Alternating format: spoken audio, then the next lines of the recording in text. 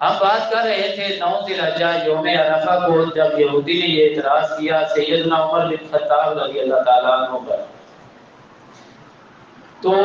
سیدنا عمر رضی اللہ عنہ کہتے ہیں آپ بھی عجیب ہیں، اگر یہ آیت تو رات میں نازل ہوتی تو ہم اس دن کو عید مناتے۔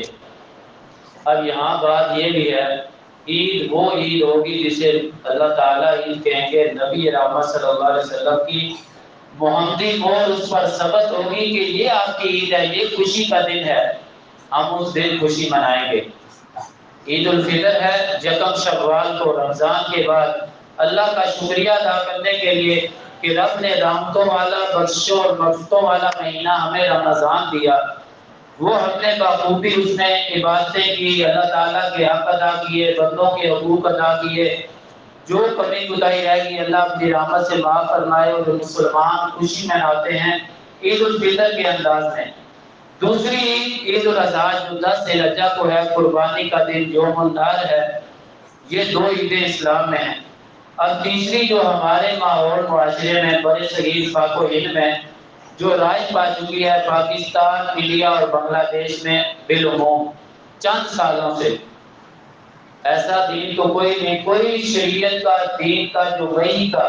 قرآن اور حدیث سے ثابت عمل ہو، ایسا ہے ہی نہیں کہ 1450 سال سے اس میں انقطاع ہو،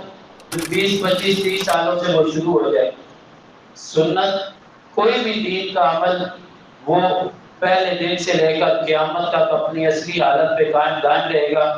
دنیا کے ہر کونے میں، ہر کچے پکے گھر میں، ہر علاقے میں جہاں مرضی چلے جائیں وہ سنت زندہ ہوگی، اور اس کا انداز ایک ہی ہوگا، اس میں آپ کو فرق دیکھنے کو نہیں ملے گا۔ تو نبی رحمت صلی اللہ علیہ وسلم نے اپنی پیدائش والے دن روزہ رکھا اور فرمایا ہے مسلمانوں، عید والے دن شیطان روزہ رکھتا ہے، مسلمان روزہ نہیں رکھتا۔ یہ ثابت کر دیا کہ جس دن میری پیدائش ہوئی ہے اس دن کو عید کا دن نہیں کہہ سکتے۔ پھر یہ بدلے میں اعتراض کہہ لیں یا الزامی جواب کہہ لیں، لو جی عیسائی جو ہیں عیسیٰ علیہ السلام کا کرسمس ڈے، جنم ڈے، میلاد مناتے ہیں، تو ہمارے نبی صلی اللہ علیہ وسلم تو آپ سے افضل ہیں، تو ہم کیوں نہ میلاد منائیں؟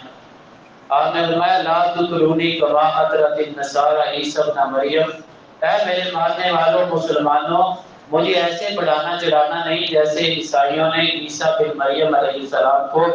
بڑھا چڑھا کے اللہ کے مقابلے میں کھڑا کر دیا۔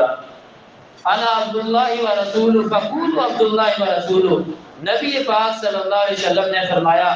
میں اللہ کا بندہ ہوں، اللہ کا رسول ہوں۔ آپ سب کے ذمہ یہ ہے، میں نبی ہونے کی حیثیت سے تمہیں حکم دیتا ہوں، اگر میرے امتی ہو صحیح معنوں میں تو تم نے بھی مجھے اللہ کا بندہ اور اللہ کا رسول تسلیم کرنا ہے، یہی تمہارا مجھ پر ایمان لانا ہے۔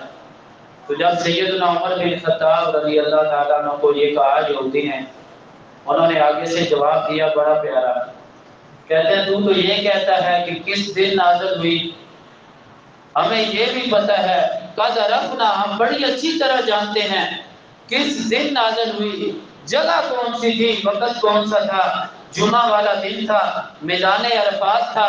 9 ذی الحجہ یوم عرفہ تھا، نبی رحمت صلی اللہ علیہ وسلم کی ذات پاک پر یہ آیت مبارکہ نازل ہوئی، اللہ تعالیٰ نے مبارکباد دی، خوشخبری سنائی، آج کے دن تمہارے لیے تمہارا دین مکمل کر دیا گیا، اور اسلام کو بطور دین اللہ نے تمہارے لیے چن لیا، پسند فرما لیا، اور یہ نعمت ایسی نعمت ہے، اس سے بڑی نعمت کوئی نہیں، اللہ نے یہ نعمت تم پر تمام کر دی۔ اے کہنے والے یہودی، ہم جانتے ہیں، ہم عید کیوں نہیں مناتے؟ عید ہماری مرضی سے نہیں بنے گی، عید نبی رحمت صلی اللہ علیہ وسلم کی مرضی سے بنے گی۔ 2 عیدیں آپ نے ہمیں دے دی، اگر آپ کی اجازت ہوتی، ہم سب کچھ جانتے ہیں، جگہ بھی معلوم، دن بھی معلوم، وقت بھی معلوم، کیفیت بھی معلوم، میدان عرفات میں حاجی جمع تھے، نبی رحمت صلی اللہ علیہ وسلم جمع غفیر سے خطاب فرما رہے تھے، اس حالت میں آپ کی ذات پاک پر جبرائیل علیہ السلام کے ذریعے اللہ تعالیٰ نے یہ پیغام عالی شان بھیجا، اس لیے ہم عید نہیں مناتے، نبی رحمت صلی اللہ علیہ وسلم نے نہیں منائی۔ تو عیدیں مسلمانوں کی 2 ہیں، بات ضمناً ادھر چلی گئی، عفواً ہم اس کو بھی ذکر کیے دیتے ہیں، وقت بھی کم ہے۔ قربانی کے حوالہ سے اعتراض کیا جاتا ہے، اپنے آپ کو بڑا سمجھدار سمجھ کے کہ ہم بڑی عقل سمجھ والی بات کر رہے ہیں، 40-50 ہزار کا بکرا، 1,00,000 1,50,000 2,00,000 5,00,000 کا بیڑا کیا جاتا ہے۔ یہ نہ کیا جائے، غریبوں، یتیموں، مسکینوں کی شادی بیاہ کا انتظام کر دیا جائے، دیگر معاملات کر دیے جائیں۔ یہاں ایک لمحہ بھر سب عوام سے آپ کی عدالت میں، آپ کی ضمیر کی عدالت میں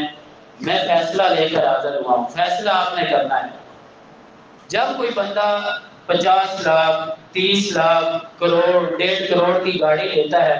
کبھی کسی نے نہیں کہا کہ گاڑی اتنی مہنگی لے لی، کیوں نہ اس سے 20-25 گھروں کا سلسلہ اور نظام چل جاتا۔ یہ فون 10, 15, 20 ہزار والا ہماری ضرورت کے لیے کافی ہے، 30 ہزار والا ہو۔ جب 1,00,000 1.5 لاکھ 2 لاکھ کا آئی فون، فلانا فون، پرانا پتہ نہیں کتنی کی قسم میں 10 لاکھ کے فون ہیں، جب وہ لے لیے جاتے ہیں، مٹھائی کے ڈبے پیش کیے جاتے ہیں، اس سے مطالبہ کیا جاتا ہے، لو جی مبارک ہوئے 10 لاکھ کا فون لیا، کوئی دعوت شامل ہو جائے۔ عجیب بات ہے، ادھر کبھی کسی نے نہیں کہا کہ 10 لاکھ کا فون لینے کی کیا ضرورت تھی، 40-50 ہزار والا لے لیتے، 9.5 لاکھ غریبوں میں بانٹ دیتے۔ گھر پہ کروڑوں لاکھ، ہم یہ نہیں کہتے کہ کروڑ کا گھر نہیں بنا سکتے، اگر اللہ نے دیا جائز اچھا مناسب طریقے سے بنائیں، رہائش اچھی ہو، لباس اچھا ہو، جو اللہ نے نعمتیں آپ پر کی ہیں اس کا اثر اچھے انداز میں ظاہر ہونا چاہیے۔ اب یہ بھی اثر کوئی نہیں ہے کہ حرام کاموں میں، شیطان کو خوش کرنے والے کاموں میں، ناچ گانے اور اس طرح کے کاموں میں، فضول کاموں میں خرچ کر دیں۔ حلال ذریعے سے کمایا، حرام کاموں میں مال خرچ کر دیا۔ پہلے بھی میں نے 2 بار عرض کیا تھا، کمانا بھی حلال ہے، خرچ بھی حلال جگہوں پہ کرنا ہے۔ اللہ سے دعا بھی مانگتے رہنا چاہیے، یا اللہ حلال اور جائز تجھے خوش کرنے والے کاموں میں جو رزق تو نے دیا ہے وہ ہم خرچ کریں۔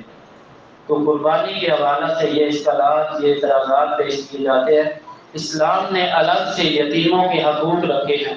بیواؤں کے، غریبوں کے، مسکینوں کے۔ اللہ کی قسم، جتنے رب تعالیٰ نے